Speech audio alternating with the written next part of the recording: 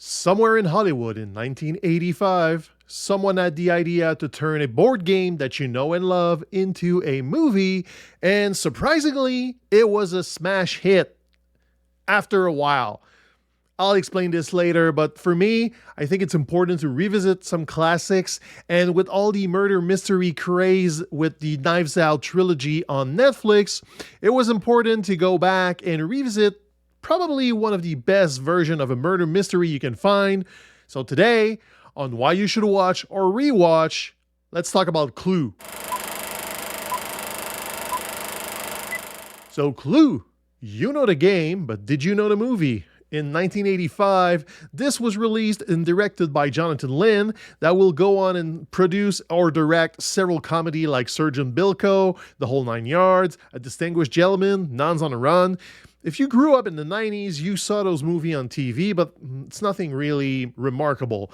Also, John Landis from Animal House fame, or also Coming to America, helped write the script, but that's not the important part about Clue. What's really special about this movie is that it was distributed in theaters with 3 separate endings, and yes, I don't think it was done before for a murder mystery or at scale. The 3 ending gimmicks probably tanked the movie with critics, but over time it created this fan base and it gained a lot of rewatchability because if you saw the movie on cable, you wanted to go all the way to the end where Tim Curry just unfolds the plots and goes back into the story over and over and over again, and you have the 3 endings one after the other because in theaters you had only one ending, but when you saw this on TV or on VHS or DVD later on, you had all 3 endings and you were left to choose which is the good ending. And the movie feels like a board game. It also feels like a theater play. And for me, this is why Clue works so well even 40 years later. The movie had its 40th birthday the past, I think, November. So why it works so well? It's because it doesn't feel like a movie. There's no CGI, there's no effect, there's no monsters, there's nothing really, because everything takes place inside the same house with a cast of character that plays way all over the place.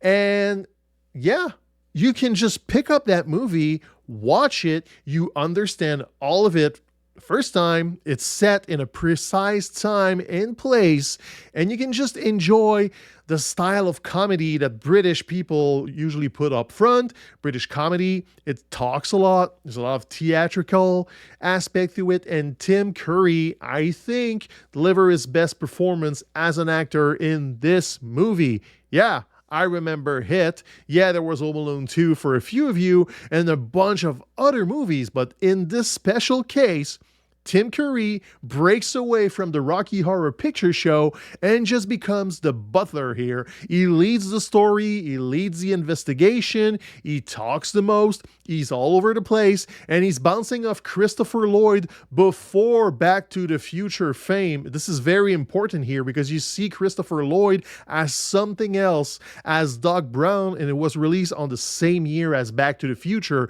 So you have this duality of Christopher Lloyd and a bunch of other characters. Clue is an ensemble piece, and that's why it makes for a great murder mystery. Speaking of the murder mystery part, there's no detective, there's no lead investigator, there's no Sherlock Holmes or Columbo. The movie contains itself within all the characters because they are all suspect as well as investigator, and this is key in the storytelling. You're not following the point of view of one person trying to unfold a mystery and outsmart a murderer. You're just following the madness of it all, where one murder leads to another murder that leads to another murder, and everybody gets increasingly paranoid, and you as the viewer are here in the middle of the action, and you don't know who's lying, who's trying to trick you, who's actually a victim, and where does it go.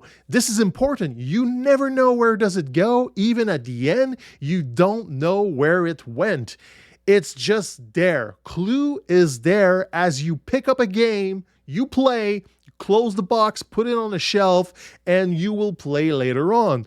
The movie Clue feels like this. You pick it up, you watch it, It ends, and you're not sure if the story was true, if it was intended, and you need to rewatch it again just to try and spot all the mistakes and everything that doesn't work with all the three endings. Because, yeah, if you want to nitpick Clue, there's a bunch of holes in it. The action or the story told does not even fit the ending, and I think it's perfect as it is because it's a fun movie. It's a comedy. Even though there's some element of horror and mystery at the core of it, it's funny. And if it's funny, it doesn't need to be taken seriously. And if you don't take it seriously, you can just enjoy the game as you would enjoy a game that you play with your family, that you play with your friend. It could be a murder mystery game or any role-playing game. If you are in that set of mind, Clue becomes a very interesting rewatch 40 years later and an absolutely bunker watch if you never saw it. I think it's a great watch for the first time if you just discover that there's a Clue movie. Let go of the game and try the movie and enjoy the ride. One of the reasons why the ride is so enjoyable is because they took inspiration from 40s and 50s comedy in Hollywood.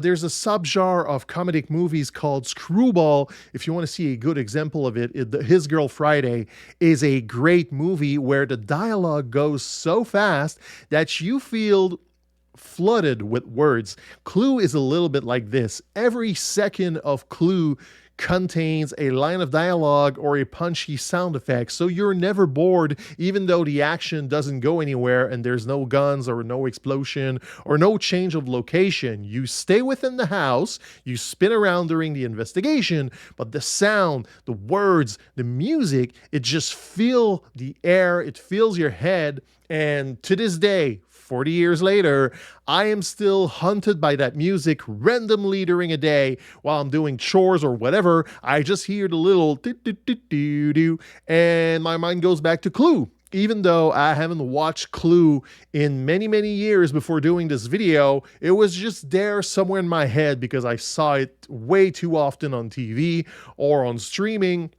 It's just there. Clue exists in my head just because this movie is an experience and it's so full of little tricks and little jokes and little words and musics that you have fun watching and rewatching. And I think it's a great example of how to do a movie with little to no budget and little to no, I don't want to say aspiration or just intention, but Clue, I don't know, there's no illusions of grandeur here. It's not a murder mystery that goes over the top like Knives Out, trying to outsmart you, have these big scenes and big reveal. It's just straightforward. Somebody died, everybody has a reason to kill him, and we need to know who. Simple as that. And that's why it works. That's why it worked on TV for many, many, many years with Columbo, with Murder, She Wrote, Hercule Poirot, Sherlock Holmes. One simple mystery sometimes leads to many mysteries, but one mystery, you solve it, voila. Simple as that. And Clue is a perfect example of how simple a movie can be and then become something immortal, basically because you watch it over and over again. Yeah, like the movie Clue, I'm gonna keep it simple and kind of short. This is why you should watch or rewatch Clue, because all these murder mystery from now, they pretty much copy what they did. They copy what they did and they had on it. They had effects and sugar and characters and all these over-the-top tropes that you don't really need. Clue is a bare-bones, straightforward murder mystery. It works perfectly like that, and to me, it should be studied as is. Tim Curry is great, Christopher Lloyd is great, Ellen Brennan is great. There's a bunch of good characters in there. Leslie Ann Warren, Michael McKean. These actors, maybe you don't know the name, but you know their faces. You saw them in the 90s. They were very, very productive and active. And yeah, I just like to dive back into the 80s where making movie was very complicated, but sometimes it could be simple, and Clue is an example. Simple is great. Smart is great. A great line of dialogue is worth every explosion in the world when it's done properly. Clue is done properly.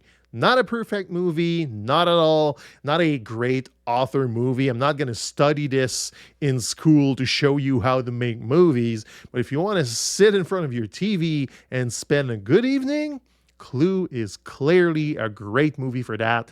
And I think you should watch it and rewatch it and then come back to this channel for more movies like this, because that's what I do. I watch and rewatch movie, and I try to find some that you might enjoy and share on the whole wide world. So I'll see you next time with another movie, and I hope you enjoy Clue as much as I did.